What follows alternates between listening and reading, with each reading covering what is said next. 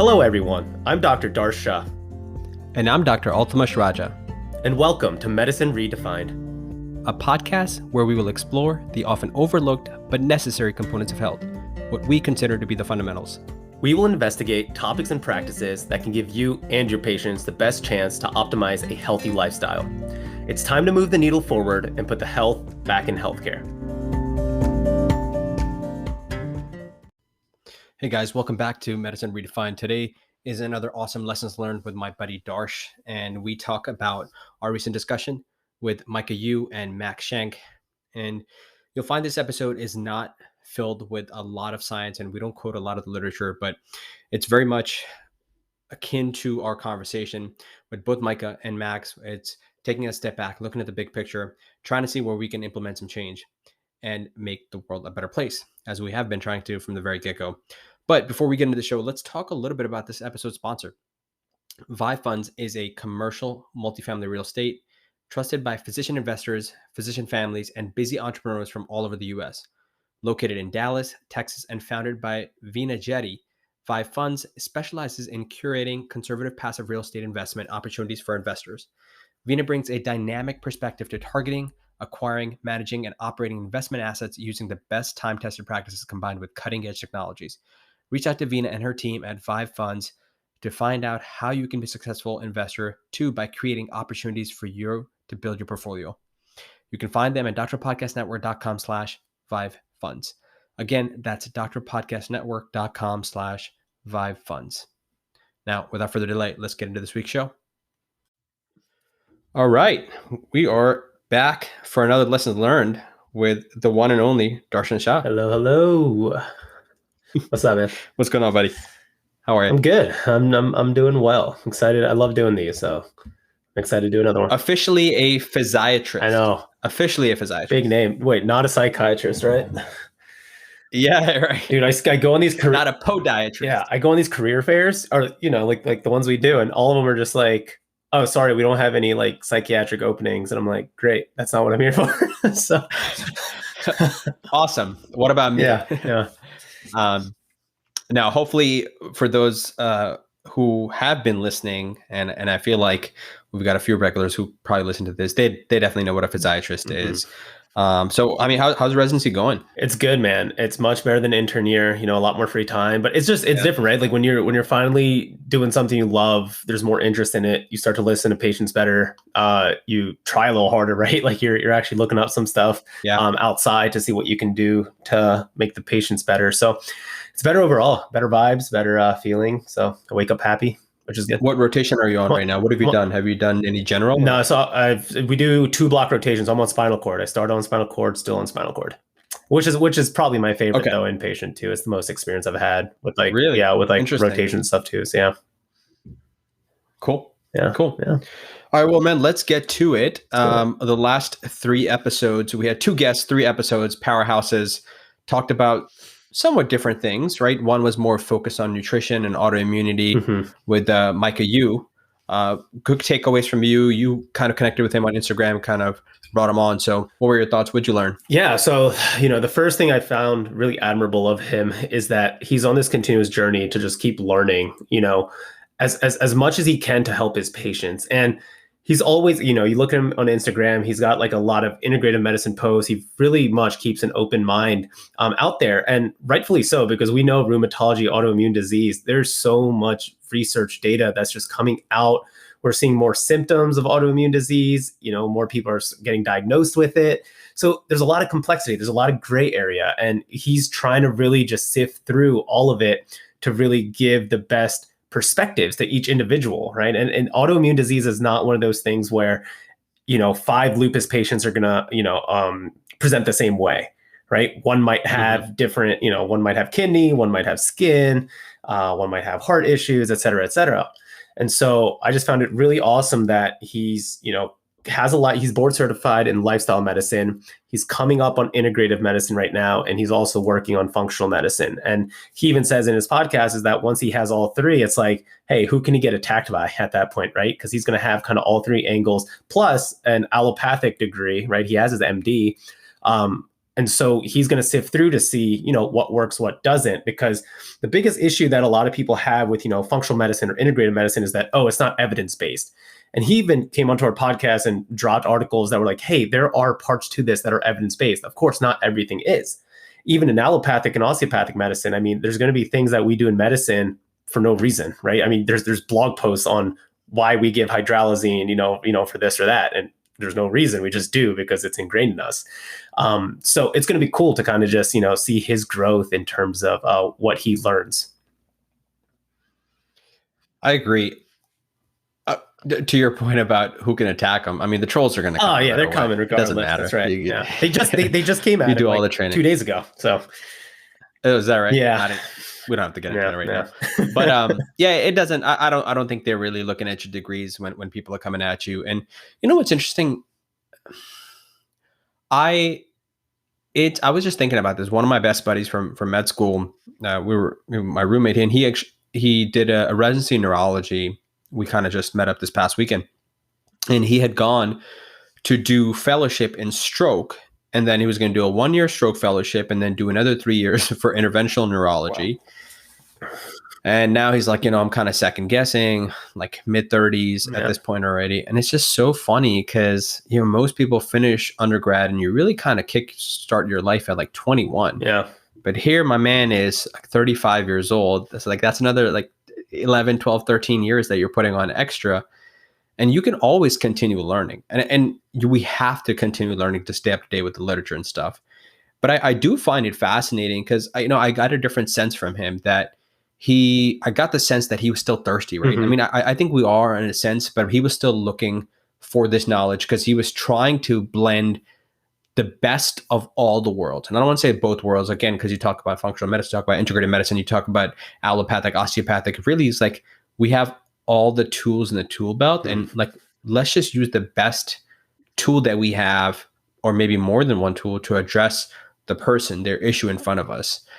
And of course, some of that passion, maybe it's a bias, right? We spend a lot of time, and I think he probably, it sounds like, does a lot of his visits entail looking at the nutritional side of things, because it does play a large part. And we've given that its fair share on this podcast, just in general, since we've started now.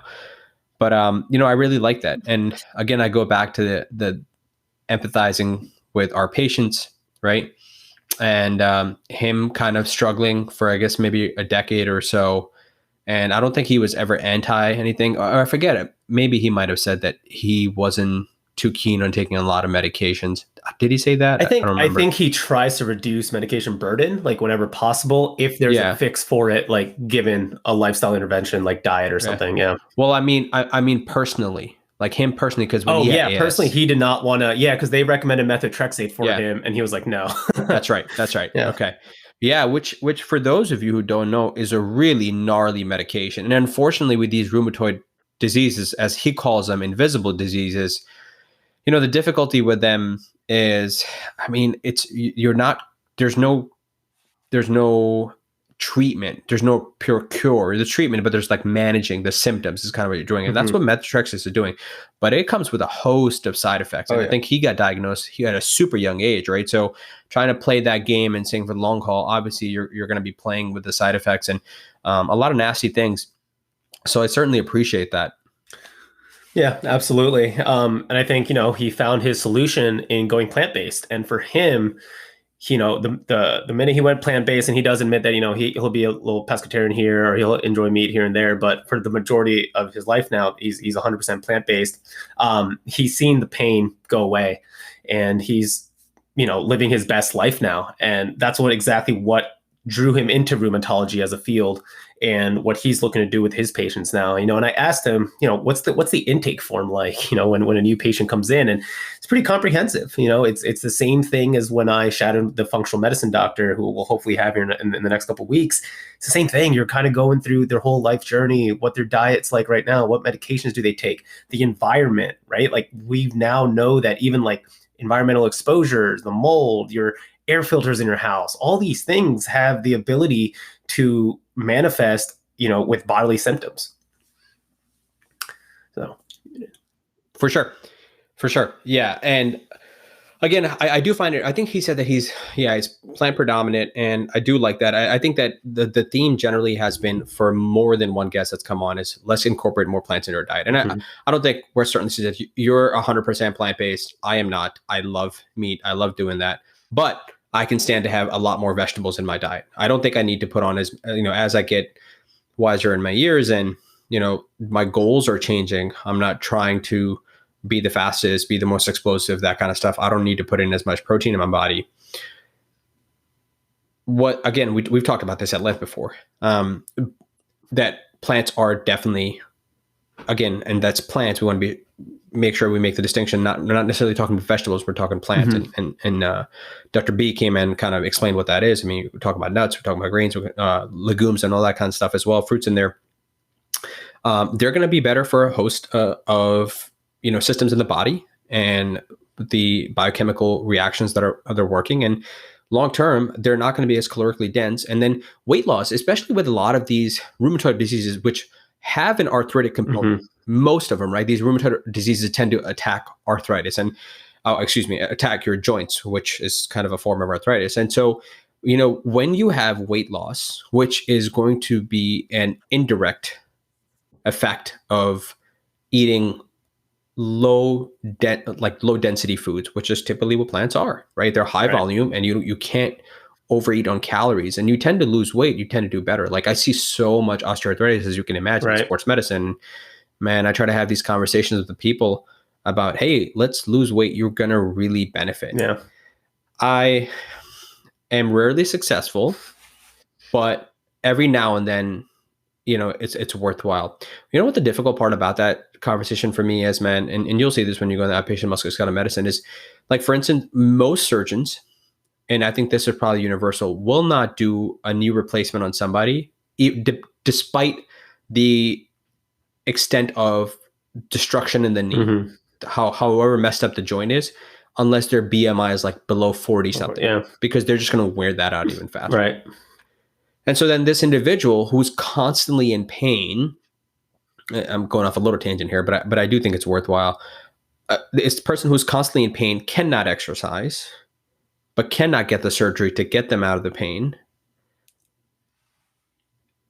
It's very, very difficult, right? And I mean, yeah, we can address the nutrition, but I think a combination of both things are going to help. So I think obviously that's why our focus is so much on preventative medicine, and let's not even try to get there. And if you are there, it's okay. We can kind of backpedal, or we can just pivot. But I don't want people to kind of think. I do certainly think that the plants are better for majority of us, and more like it rarely hurts us, unless there are a few exceptional people who talk about how you have to eat plants are terrible for you. But that I think sometimes, like, people, again, this goes back to the conversation about either or. Oh, okay, I have to do all plants and I can't do meat. And again, Micah talked about at the end, it's not osteopathic versus allopathic. It's not functional versus non-functional medicine. It's like, okay, can we do both? For him, plant-based seemed to work a little bit better, and for a lot of people, more plants work. Yep. And again, I think it's a common theme, right? We got to experiment. We got to test out like kind of what's happening here. And interesting, like personally, I started to increase my dairy intake, right? Like cottage cheese, Greek yogurt, just to get more protein, like intake in for lower calories. And like I started noticing like eczema on my legs, like eczema coming back on my arm. I'm not 100% certain that it's dairy, but that's really the only thing that has changed in the last month. So yeah, it's super interesting. I think we just got to experiment. I'll probably go off of dairy for like the next month or so and just kind of see what happens. Does it go away? Does it not? So biggest thing is here, you got to be willing to try. I'm glad you said that. I was just listening to E.C. Sinkowski's recent podcast. She had a quick bite episode. I just heard it today. Actually posted this too. Yeah. She talked about, people are so hyper aware. Actually, her last two episodes I really, really loved. She talked about the worried well, right? And sometimes at a point in my life, I think that I could be in that category as well.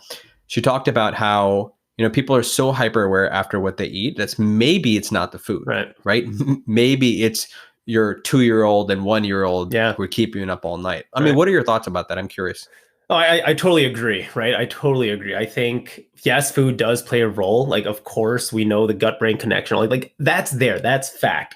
Does not necessarily mean that every single time you put something in your body, like it's causing a chain reaction to make your body manifest in a way that you don't want it to, right? Like there's obviously Yeah. stress causes that, right? Like if I told somebody, hey, you only sleeping 2 hours a day is the reason why you have these bags under your eyes. You're like, no, it's because I didn't have my celery juice, like it's like, come on, like, yeah, I Yeah. think we have to put it all into context. And again, a lot of these experiments take forever, like these self-experimentation, right? Like elimination diets are great, but they're only great if you do it for long enough of a time to actually see those effects. And that's the tough part about it, is that nobody wants to wait that long. Nobody really wants to have enough control variables and only change one thing. So yeah, I totally agree with EC there. Yeah. And you know what's funny about that? I always think about this is, again, at one stage in my life, I mean, when I was highly involved in the fitness industry, I mean, you're trying to get as lean as possible, right? I think most people go through that stage. And dude, dieting can be extremely stressful, right? Like cutting calories, counting macros, like that's a stressful process. When majority of your day is, revolves around that, and that's all you're preoccupied, like that's going to jack up your cortisol levels. Yeah. That's going to get you revved up. It's going to be much more difficult for you to fall asleep at night. And then you're going to have poor quality sleep. And then you're going to be fatigued. And it's just going to be this vicious cycle. And so I think a lot of people fail to realize it's like they're so freaked out because nutrition is so mainstream. They're like, oh my God, go back to the celery juice, or Right. I got to do my clean detox, whatever. And I didn't do that. And that's why. And they're freaking out about the minutia. Yeah. And then they're not appreciating, like, okay, how just revved up their system is, sympathetic drive, and that's just having downstream effects. And again, I think Peter Tia once talked about this as like, what you put in your body, how you exercise, that kind of, like, the nutrients you're putting into your body, you can control that. But what you have no control over is how that's allocated, whether it's going to fat, whether it's going to muscle, right? And that's where the hormones come in. And that's why you need to keep them in check. And there are a multitude of ways it happens, right? We talked about mindfulness. We talked about sleep on this. We've talked about nutrition. We've talked about exercise. I mean, it's all kind of connected, but you need to make sure you check all the boxes. So actionable tip. All right. So we said a lot. Yeah. Let's bring it together. What's the one piece of advice that you give somebody that you might have taken from Micah that somebody else can implement in their practice? The biggest thing for me that I heard from Micah was almost like imbibe in nature, right? Like forest bathing, get out more, do the more natural things, right? Like I think we're so preoccupied, like you said, like the worried, well, am I taking my biohacking juice enough? Am I getting enough? Like sometimes let's just take a step back. What would we have been doing like a million years ago, right? Like we'd be outside, we'd be walking, we'd be having social connections. We would not be so worried about every damn day and like every single calorie that goes in. We would just enjoy the process, enjoy life, and just enjoy everything around you, right? I think so many times if you can just get into that flow state of mind and flow state of living, a lot of your problems will go away, right? Like a lot of pain, as we talked about on this podcast, is perception based. And when you can clear up your mind and filter out your mind, you're also going to filter out a lot of the pain and the other symptoms. Yeah, the one last thing I just want to add in terms of, I mean, I'm spot on everything that you said. I don't know how much to add on that, but I remember we talked about, organic versus non-organic. Again, this is minutia, going back to it. And I think some example that you talked about, he's like, I'd much rather somebody eat a pesticide-filled apple than eat like an organic Twinkie, right? Right. And once in a while, having a Twinkie, nothing wrong with that either. But one thing that I do is, again, people still ask me this question on a daily basis, is for that specific thing, the only things that I purchase organically are, I would just encourage you guys to Google just EWG Dirty Dozen, right? It's the Environmental Working Group. Environmental Working Group. Yep. Stands for. Yeah, that's a really cool organization. And we're going to touch on probably some of that later when we talk to Tracy Dews as well. Some of, they talk about toxicity and different things. And they kind of have a list of things that you might want to opt for organic. So like apples is on there. I think actually celery might be on there. I forget. But anyway, so that's what I'll cool. Because again, people talk about like they're expensive too. There's a financial harm, and we've talked about that as well. So that's the last thing I'll say on that. And let's shift gears. Let's talk about Max. Let's do it. Max Shank. What a guy.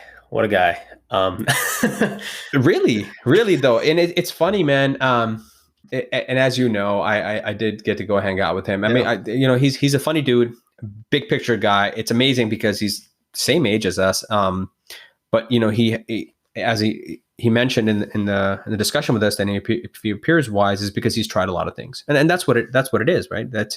Wisdom is just kind of an expression of experiences you've acquired over time, right? And so, you might sound like you know what works and what doesn't work. And he's dabbled in different sports from a young age. He started a business at a young age. So, probably a lot of roller coasters, hit his head different places, learned some good lessons the hard way. And so now it's like, I remember some of his earlier programs because I've been following him for maybe like 6 or 7 years.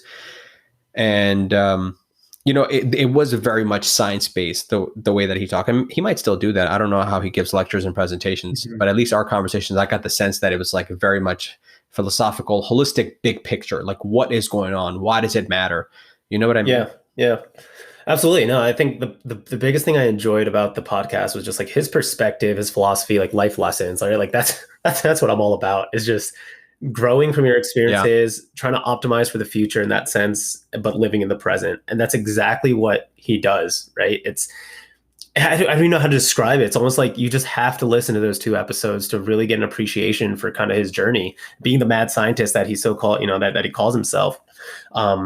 And then realizing, like, okay, maybe gymnastics isn't the answer. Maybe CrossFit's not the answer. Maybe bodybuilding's not the answer. But somehow a combination of those philosophies together is something you try to embody. And so, he created this thing called 5-minute fitness, right? Or 5-minute flow. 5-minute flow. Yeah. And he really started to understand that, hey, not everyone's kind of like me. Not everyone's going to work out 5 hours a day and be really super into fitness.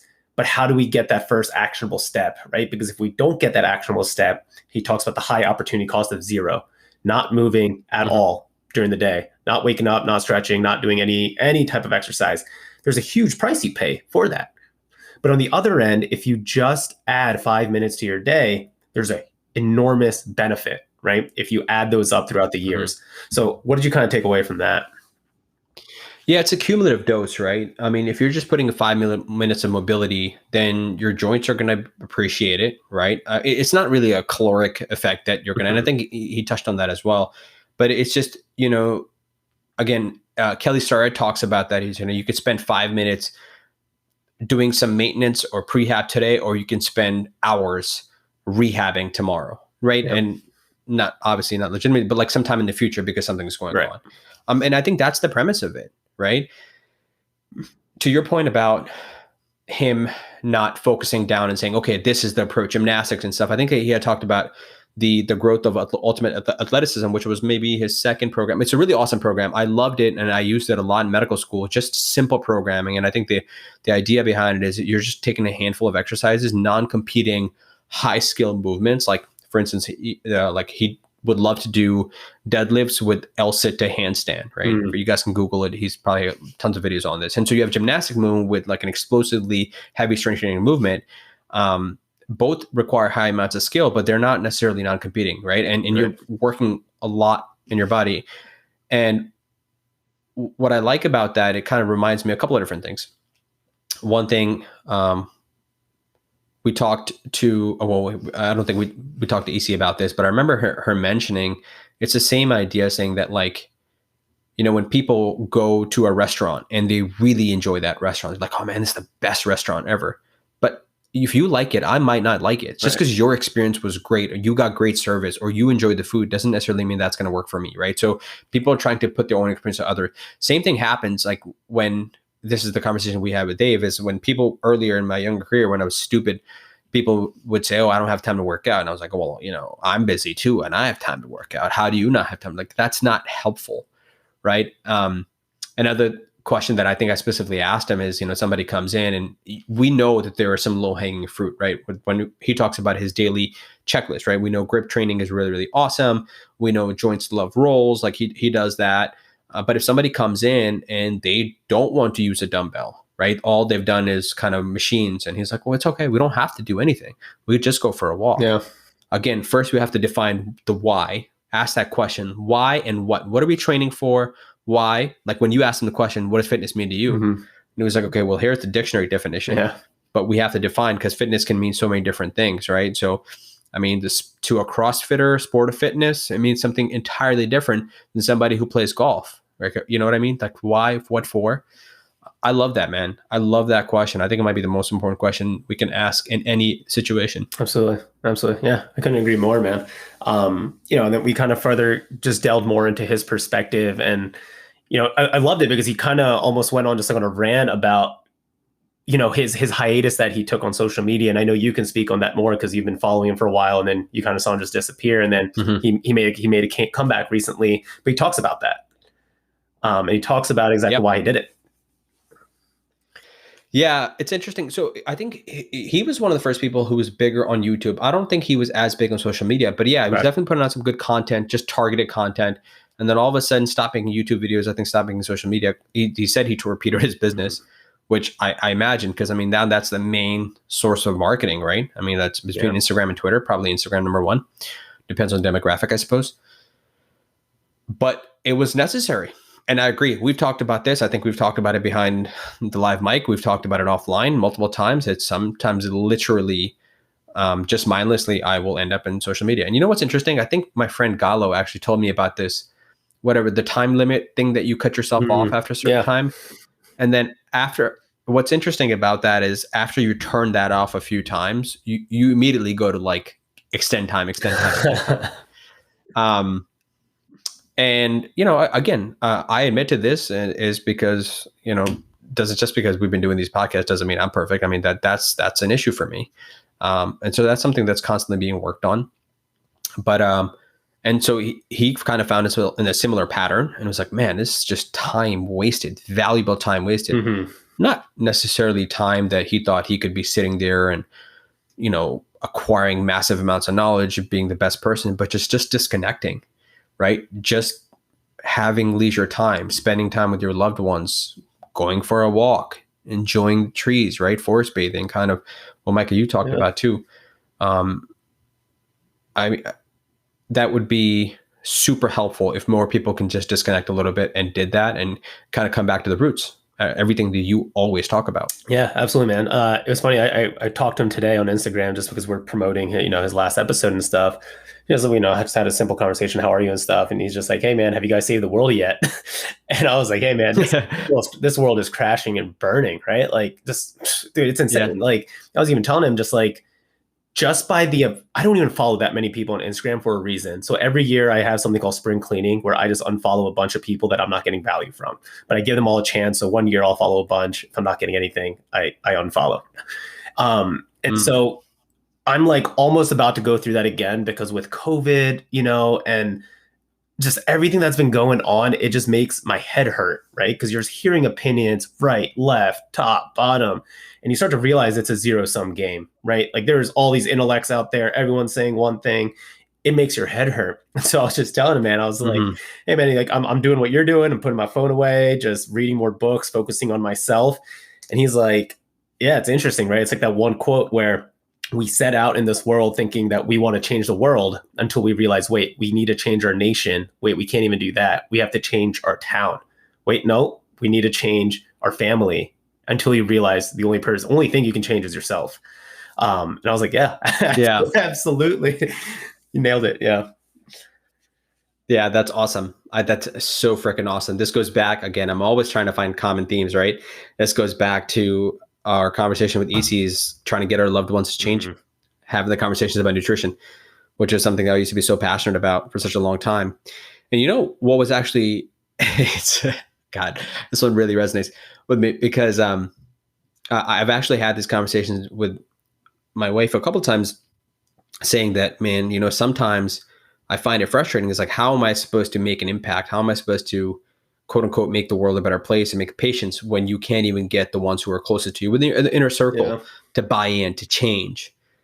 And, maybe the answer as you get older, maybe the answer to the question is, maybe you can't. Yeah, maybe you're not supposed to. Right?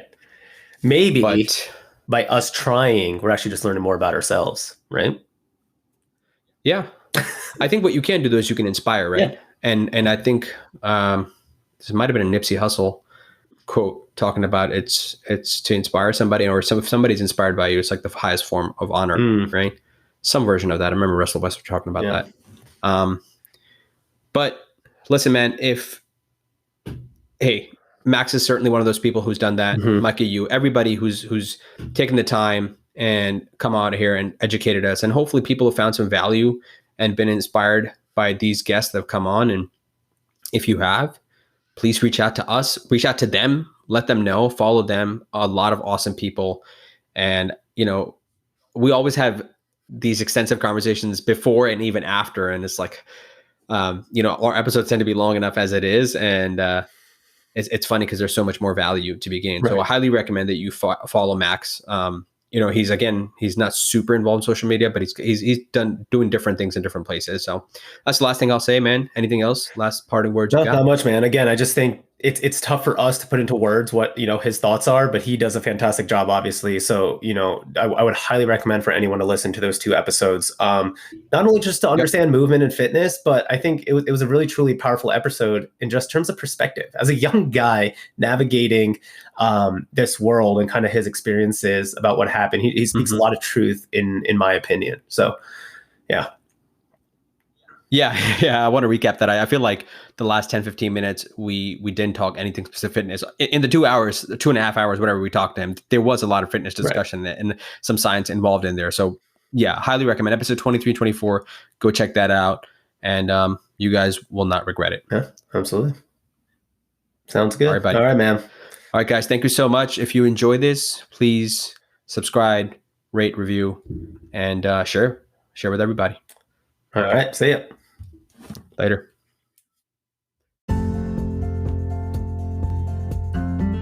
Well, guys, that's a wrap on another Lessons Learned with my boy Darsh. Now, before we end, just a quick reminder about our sponsor, Vive Funds. Vive Funds provides unique, passive, multifamily investment opportunities that they vet and bring to you as an investor.